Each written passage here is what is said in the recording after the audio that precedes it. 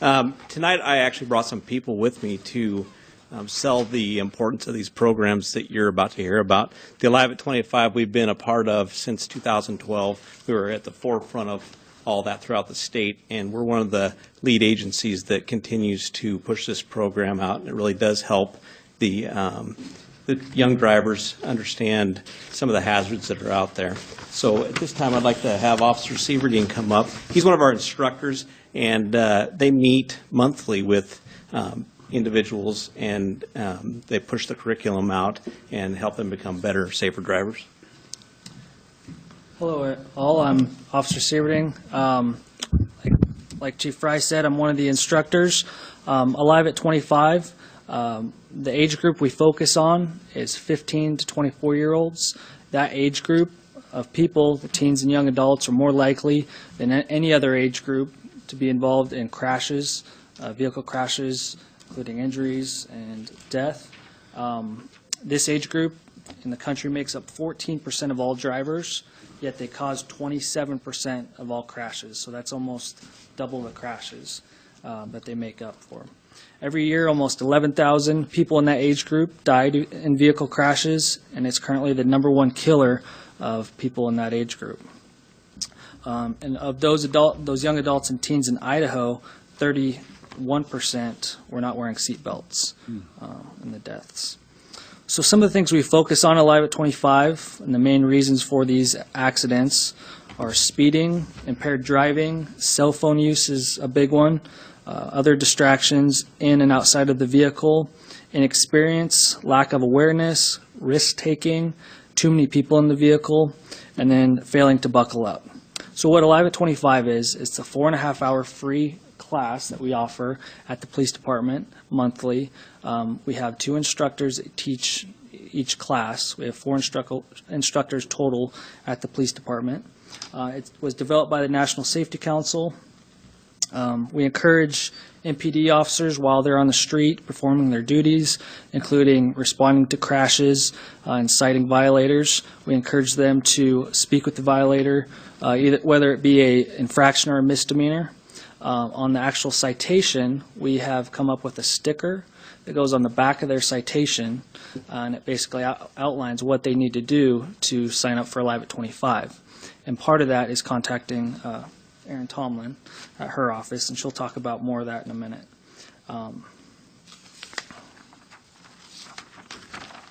Also, it's not only the kids that have citations or get into crashes. Parents can sign kids up, or they can come and take it to have reductions on insurance. This year, we were at Moscow's 2016 National Night Out to showcase the Alive at 25 program. So getting back to what we talk about, we focus on the behaviors and decision-making young drivers and passengers display behind the wheel. In the courses, parents are not allowed. It's a very intimate setting with the kids. We sit down and talk about why they're there, some of the decisions in the past. We talk about mistakes as officers that we've made when we were that age. I'm sure we've all had citations. We've all gotten into crashes. So we're not there to pick on them. We're there to talk about better habits as drivers. So this last fiscal year, we taught 11 classes, increasing it from in 2015 we had 70 graduates. The 2015, the year before, and then this year we're looking at 132 graduates. So it's increased in number. We're being more proactive. The word's getting out on the class. More officers are handing out the stickers, and more people are going to Erin to get into the class. So it's a growing program. At the end of the course, we ask each of the students to make a commitment to positive choices when they drive. So they say, hey, I'm going to make a commitment today to not text while I'm behind the wheel. I'm going to make a commitment not to speed, drive drunk, give myself more time in weather conditions like this. This program is very rewarding, not only as an instructor, but I believe for the city of Moscow. It's proven to save lives and reduce crashes, and it's a great opportunity for officers to interact with teens and young adults in a positive manner, which we always don't get to do. I believe it embodies the community policing model.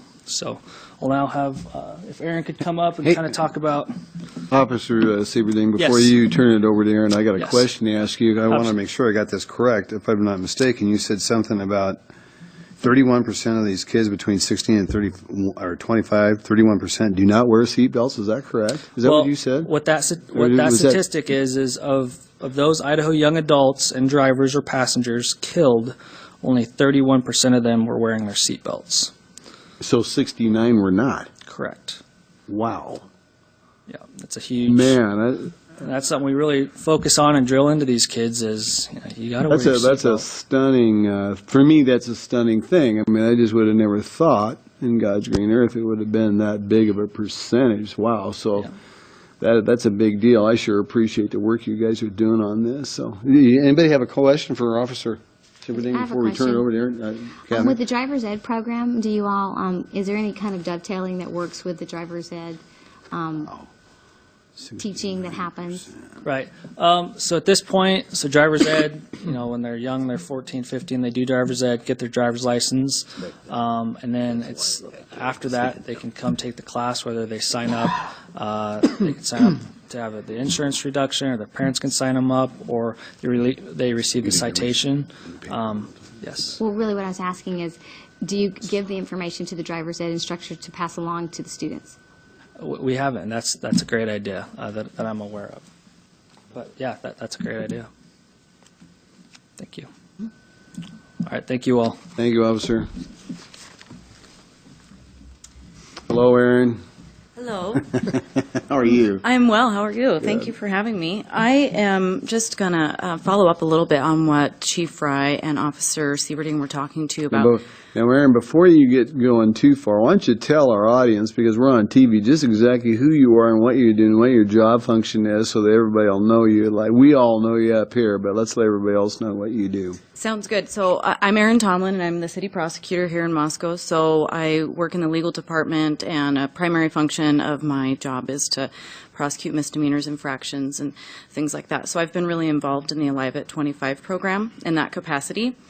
And a little bit about it, in 2012 it had started. It's my understanding that Sergeant Lindquist was really pivotal in that, and Rod was still the city prosecutor at that time. And so the classes were beginning, and they were fairly sporadic, and they didn't get filled up quite as fast. And word started getting out, and so since 2012 we've seen it grow to the point where we now need to use the stickers just to kind of keep the process going smoothly. We have a full class. We have a wait list every month. When I think in 2013, when I started, I would just kind of get a list growing of kids at the courthouse who wanted to take it for one reason or the other, and then we would try to get enough to have a class. So we've really completely flipped on that, which is great. One of the reasons that I'm here tonight is to talk a little bit about the feedback that I get. I often get the benefit of being the Monday morning quarterback when citations are written, and in this capacity of Alive at 25, it's been a really rewarding way to look back on the situation, because the students and the kids that are going into Alive at 25 often are very young drivers or young adults. Many of them have never had an infraction before. Some of them have, but not here, or didn't have an opportunity to take a safety class like this, so we'll allow them to take it. And they come back to court after they've taken the class, and I get such positive feedback. And there's a lot of programs at the courthouse where people get to go to a class and then give me feedback on how it worked, whether it's in terms of driving or substance abuse and other things. And the most positive feedback that I get is about this class and those kind of intervention programs. The parents who have young children driving, the high schoolers, they, like Officer Sieverding said, they don't get to go to the class, but I think that these kids are going home and telling their parents all the things that they're learning, and the parents are making these observations and then take time out of their day to come to court or to call here and let me know how productive this class was. So some of the things I really like about it is that we are, we're having some intervention, we're having some safety planning, we're also having some really positive interactions between young people and law enforcement. We're also having some really positive interactions between young people and their families with the court system. And I think that that's wonderful.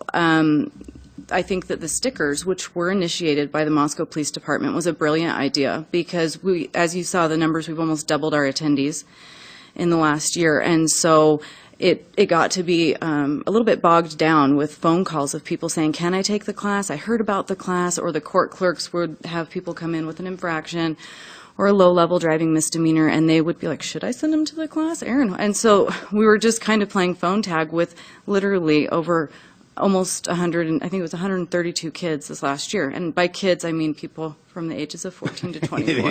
I consider I them just had to kids. clarify that. Yeah, I'm like, they're not all really kids.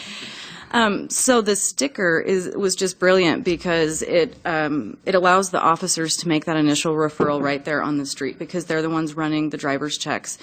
And so as soon as I see a citation with that sticker on the back, I know that we've already gotten through step one. I don't have to try to contact the officer and worry about different shifts that we're working. So I get that sticker, I see it on the back, and I can instantly let the court know that if that sticker's there, we can have a process that makes it really efficient. We can set that court date out to allow them time to take the class, give them a continuance. They come back, they show proof that they've taken the class, and then we can work with them in the best way that's appropriate for that situation. So I'm really proud of it. I'm really proud of how it's grown. I'm really proud that other agencies have called and asked, how can we implement this in our own jurisdiction? I've gotten some phone calls like that, and we have seen our classes grow, I think in part because of that. So, Fantastic. yeah. Walter. So the sticker's purpose is to tell you that an officer's had a conversation with this person about the Alive at 25 class.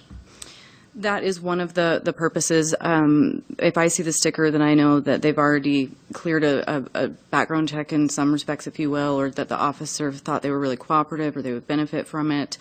And so as soon as I see that, I don't have to worry about that threshold. The other purpose that it serves was that the court clerks were starting to see that we were using this class quite a bit. And so then they would see young people come in to pay a ticket or say, this is my first speeding ticket I've ever gotten, I don't know. And then the court clerks would be like, gosh, Aaron, can they take the class?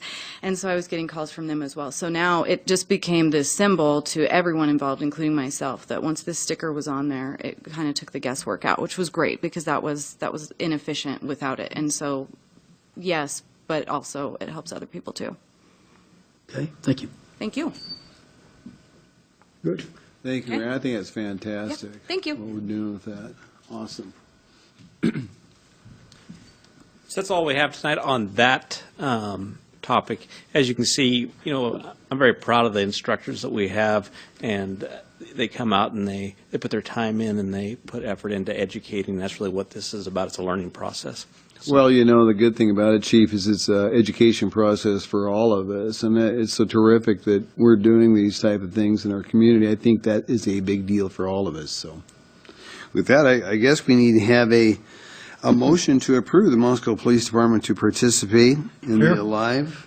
John?